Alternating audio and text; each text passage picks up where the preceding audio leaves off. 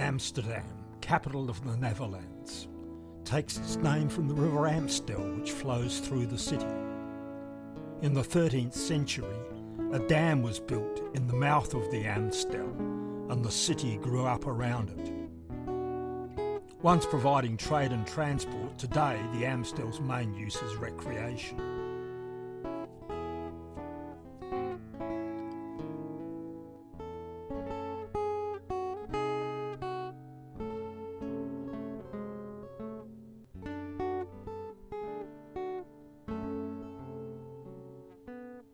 The city's canal network is connected to the Amstel with bridges like this one, or locks providing access.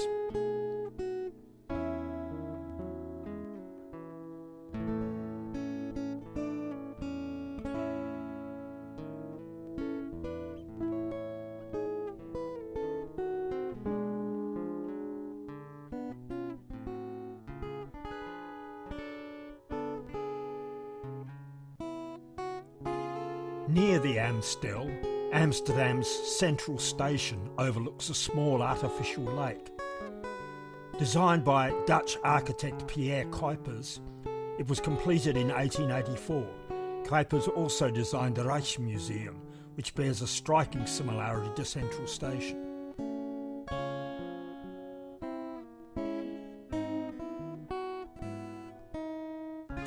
If you cycle to the station, you can leave your bike in this multi-storey bike park. This huge mural is nearby.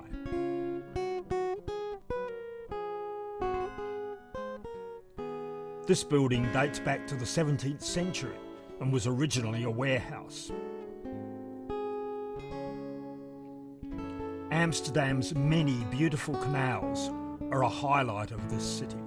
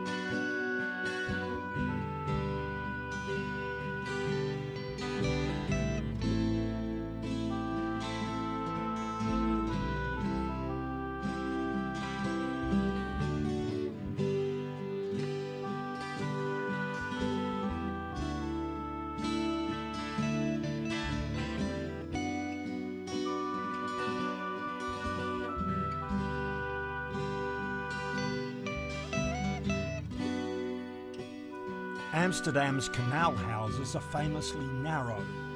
Historically, taxes were levied based on the width of the property's canal frontage, leading people to build long, narrow houses to minimise their tax burden. Many feature hooks and pulleys designed to help hoist furniture and valuables to upper stories, much easier than hauling up narrow staircases. Back in 2000, we watched a piano being moved through an upper story window by this method. This basilica, dedicated to the patron saint of Amsterdam, was completed in 1887. On February the 1st this year, Pope Francis elevated the basilica to co-cathedral of the diocese Haarlem-Amsterdam.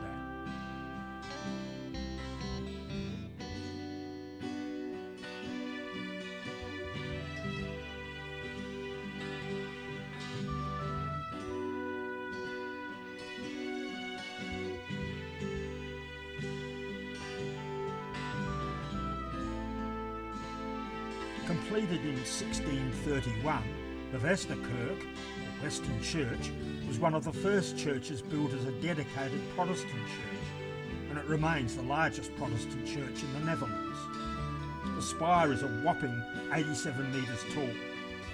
Rembrandt van Rijn was buried somewhere under a tombstone in the Westerkerk on October the 8th, 1669, but after 20 years his remains were taken away and destroyed, as was customary with the remains of poor people at the time. Outside is the statue of Anne Frank, the Jewish girl who kept a diary of her years hiding from the Nazis.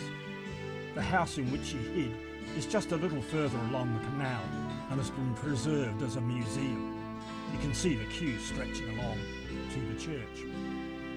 Dam Square marks the location of the original dam on the Amstel, and is the city's largest and busiest square. Built in 1655 as the City Hall, it was converted to a royal residence in 1808. Originally a fashion retail store, this building has been a wax museum since 1970.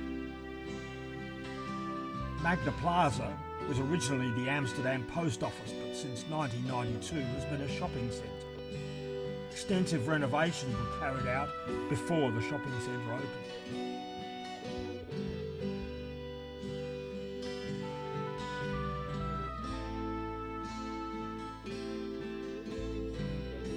Kalverstraat runs off Dam Square and is a busy shopping precinct. But we like these beautiful mosaics.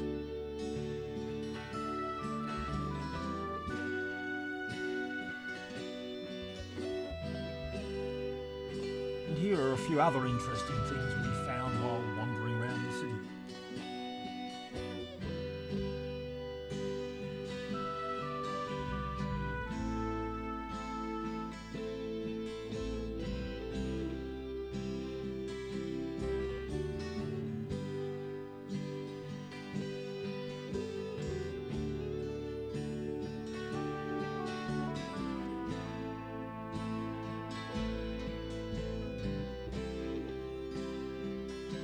Can you see the bike? The Beijinghof is a group of houses, mostly privately owned, surrounding a courtyard. It was established in the 14th century to house Beguines, religious women who lived lives devoted to prayer and good works, but did not take formal vows and were not recognised by the Catholic Church. Following the Reformation in the 16th century, this was the only Roman Catholic institution allowed to remain in the city. But the Catholic Church within the complex had to be kept secret. The chapel, however, was closed and lay empty for around 30 years before being ceded to the English Presbyterians, and since that time has been referred to as the English Church.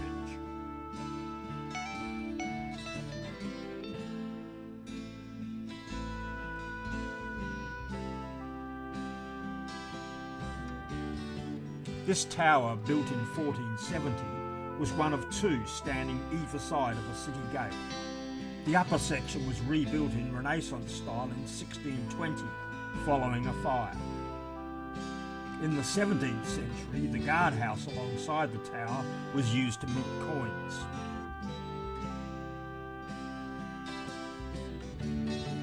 Now a popular cafe, the Lockmaster's House was built in 1695. The lock regulates the flow of water from the Amstel through the canal system to the Zuiderzee. And this is another tower that was once part of the city's defences. And behind it, the ship-shaped Science Museum. These flower stalls are built on barges that float in the single canal.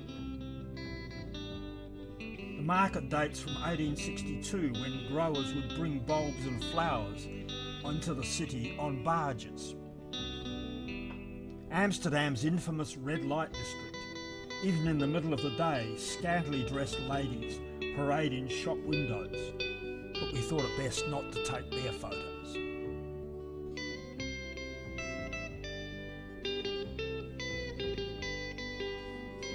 Nearby, the Waag, or Way House, is now a nice cafe. Built in the 15th century as a gate in the city walls, it has since served as a guild hall, museum, fire station and anatomical theatre, among other things. The beautiful Rijksmuseum was designed by architect Pierre Cuypers. You may recall he designed Central Station. He also designed over 100 churches and restored many monuments.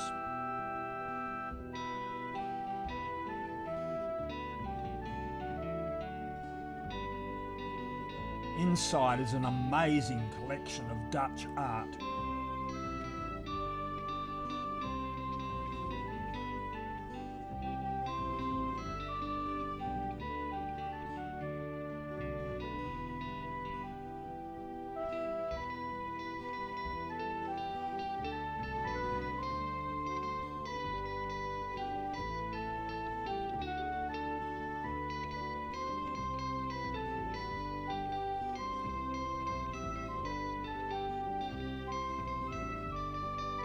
One of a number of paintings by 17th century artist Johannes Vermeer.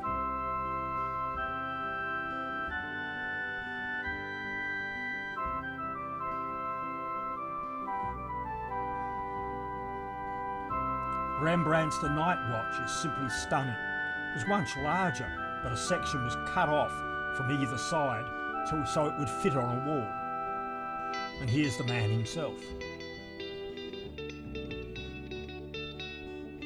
Amsterdam's concert hall is famous for its fine acoustics, which make it one of the best concert venues in the world. This museum houses a collection of contemporary and modern art.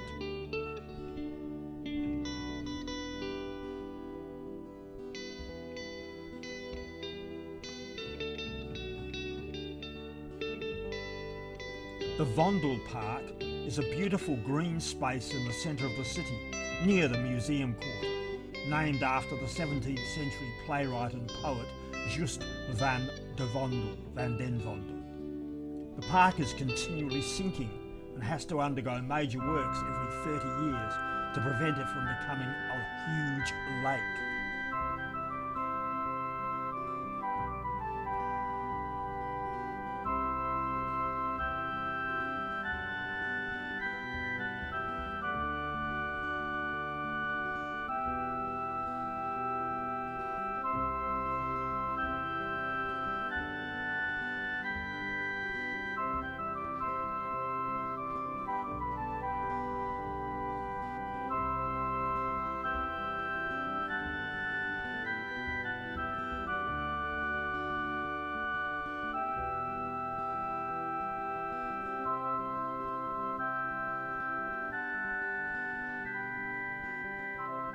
The nearby Vondelkerk is another of Cuypers' works.